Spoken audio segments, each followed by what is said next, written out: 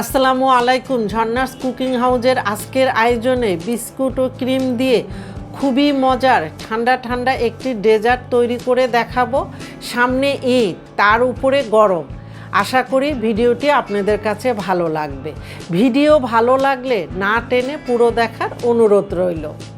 প্রথমে আমি ক্রিমটা রেডি করে নিব। এই জন্য একটি মিক্সিং বল ফ্রিজের নর্মাল চেম্বারে রেখে আমি খুব ভালো মতো ঠান্ডা করে নিয়েছি। এতে হবে কি, আপনার ক্রিমটা সহজে গলে যাবে না। সেই সাথে আমি এগ বিটারের স্ট্যান্ডগুলিও ফ্রিজে রেখে ঠান্ডা করে নিয়েছি।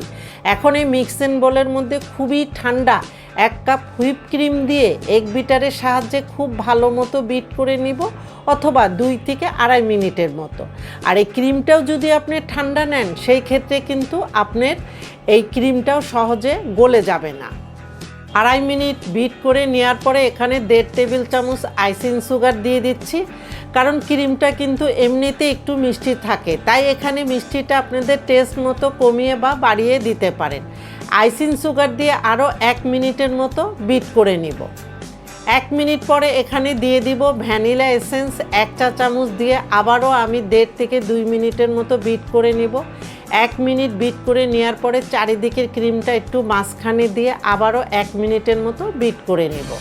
এর মধ্যে আমার ক্রিমটা একদম তৈরি করা কমপ্লিট। এখন এই ক্রিমের বাটিটা ফ্রিজের নর্মাল চেম্বারে রেখে দিব 10 থেকে 15 মিনিটের জন্য। আর এর মধ্যে আমি অন্যান্য কাজগুলি রেডি করে নিব। এবার একটি বাটিতে 1 টেবিল চামচ কফি ও 1/2 কাপ কুসুম গরম পানি দিয়ে পানির সাথে কফিটা খুব ভালো মতো মিশিয়ে নিতে হবে।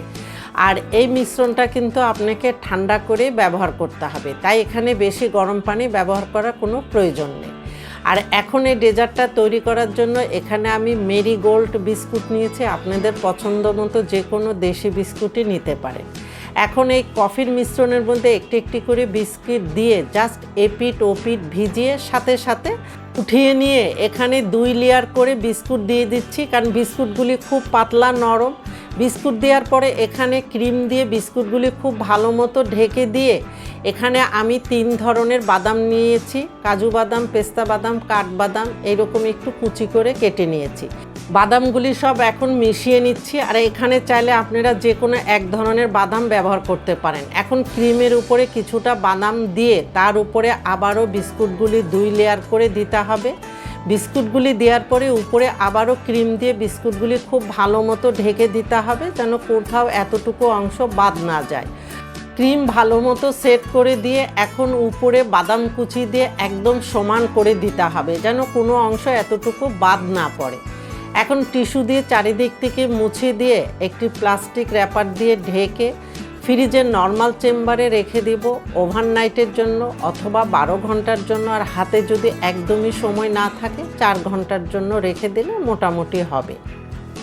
3 ঘন্টা পরে আমি ফ্রিজ থেকে বাটিটা বের করে প্লাস্টিক র্যাপারটা খুলে কেটে পরিবেশনে চলে যাব।